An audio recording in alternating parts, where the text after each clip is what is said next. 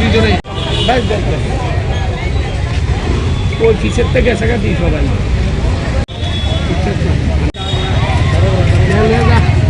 তারা করা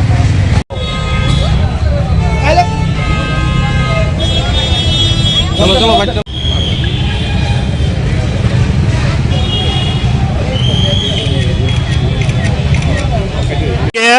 31 জুলাই 2018 সনের 31 জুলাই বর্তমান রাজ্য সরকার ক্ষমতায় আসার পর অনিয়মিতদের নিয়মিতকরণের পূর্বে একটি স্কিম ছিল 10 বছর চাকরি করলে অনিয়মিতদের নিয়মিতকরণ করা হবে। সেই 2018 সনের 31 জুলাই সেই আইনটি বর্তমান রাজ্য সরকার প্রত্যাহার করে অর্থাৎ বাতিল করে দেয়। তো সেই বাতিলের মধ্যে উল্লেখ ছিল তারা বিষয়গুলো রিভিউ করবে এবং একটা ভালো আইন তৈরি করবে। দেখা গেছে কি আমরা দীর্ঘ প্রায় 8 বছর অপেক্ষা করেছি। আমরা ভেবেছিলাম রাজ্য সরকার একটি ভালো এবং স্বচ্ছ একটি আইন তৈরি করবেন অনিয়মিত কর্মচারীদের স্বার্থে, কিন্তু 8 বছর পেরিয়ে গেলেও আমরা সেই কোনো আশার বাণী রাজ্য সরকারকে আমরা শুনতে পাইনি বা রাজ্য সরকার কোনো সেই বিষয়ে উদ্যোগ নেয়নি।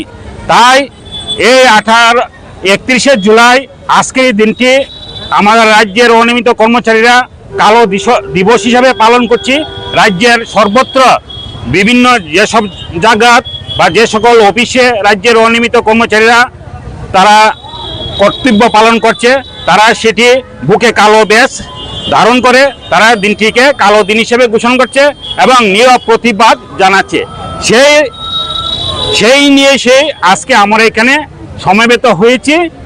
সমবেত হয়ে রাজ্য সরকারের সেই কালো আইনটির বিষয়ে আমরা তীব্র নিন্দা এবং প্রতিবাদ জানাচ্ছি। আপনারা কি চাইছেন?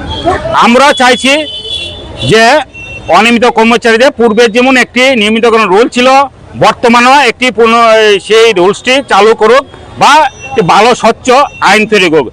আমরা ভেবেছিলাম দীর্ঘদিন রাজ্যে বামফ্রন্ট সরকার ক্ষমতায় ছিল, ক্ষমতা থাকার পরে 2018 সনে তারা বিদায় নিয়েছে। রাজ্যে বিজেপি সমর্থিত একটি সরকার প্রতিষ্ঠিত হয়েছে। মতাদর্শগতভাবে দুই দলের মধ্যে একটা বিশাল পার্থক্য ছিল। ভেবেছিলাম আমরা সেই পার্থক্য নিয়ে তারা সেই আইনটিকে বাতিল করেছে এবং তারা একটি ভালো এবং স্বচ্ছ একটি আইন তৈরি করবে। কেননা তারা নির্বাচনের পূর্বে তারা প্রতিশ্রুতি দিয়েছিল বিভিন্ন রাজনৈতিক সমাবেশে এবং ভীষণ ডকুমেন্টে তারা সেই বিষয়টা উল্লেখ করেছিল। যদি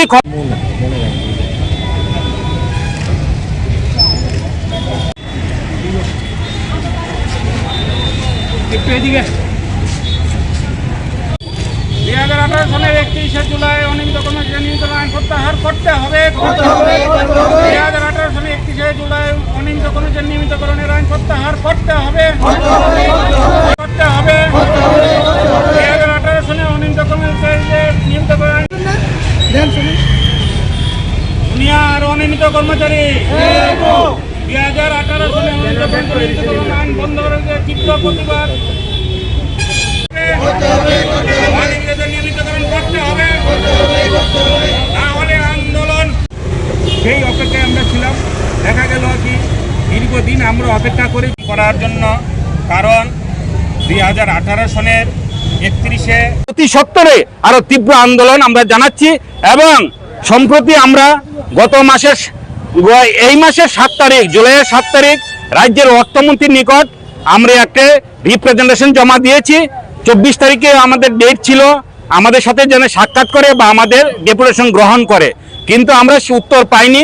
পরবর্তী সময়ে আজকে 2-3 দিন আগে আরেকটি আমরা রিমাইন্ডার দিয়েছি।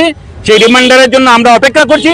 আশা করছি রাজ্যের অর্থমন্ত্রী আমাদের সাথে দেখা করবেন এবং আমাদের দাবি গ্রহণ করবেন, নয়তো আমরা অতি সত্বর বৃহত্তর আন্দোলনে আমরা লড়াইয়ে নামব। সারা রাজ্যে কতজন রয়েছে অনিয়মিত? সারা রাজ্যে 36,000-এর উপর অনিয়মিত কর্মচারী রয়েছে। এটা অর্থ দপ্তরের যে তথ্য আছে সেই তথ্য অনুযায়ী। আপনারা তো দীর্ঘদিন ধরে আন্দোলন করে আসছেন, হ্যাঁ, কোনো সুরা হলো না? আগামী দিন কি সুরা হবে? আগামীতে বললাম যে অর্থমন্ত্রীর কাছে আমাদের যে রিপ্রেজেন্টেশন দেওয়া আছে, আমরা অপেক্ষা করব কিছুদিন। যদি কোনো রিপ্লাই না পাই তাহলে পুনরায় আবার আমরা লড়াইয়ের আন্দোলনে আমরা নামবো। কি আমি রতন দেবনাথ, ত্রিপুরা অনিয়মিত কর্মচারী মঞ্চের যুগ্ম আহ্বায়ক। বিকাশের যে বিজেপি সরকার প্রতিষ্ঠিত হয়েছে, দুই দলের মধ্যে একটা মত দেশের স্বাদের আনন্দ লংতরায়। লংতরায় রান্নায় তোমাকে চাই।